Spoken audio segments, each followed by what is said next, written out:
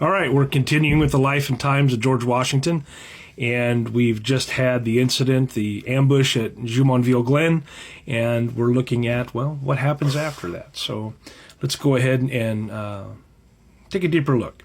So after Jumonville Glen, Washington knew one thing for sure, and that was the French were coming.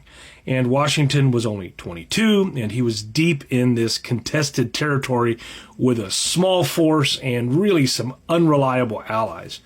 And so he did what made sense to a young officer under pressure. So he built a fort. And Washington chose a meadow called the Great Meadows and began construction of Fort Necessity.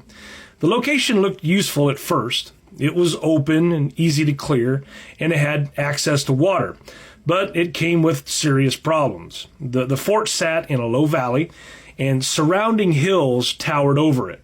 Trees provided cover for the attackers, and rain turned the ground into just this deep mud. So Washington rushed the construction. Time mattered more than perfection, and so when the French attacked, they stayed on the high ground and fired down into the fort. Rain poured for hours, the powder got wet, the trenches filled with water, men slipped, fell, they'd struggle to reload.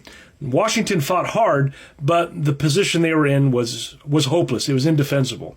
They were outnumbered and exposed, and Washington agreed to surrender.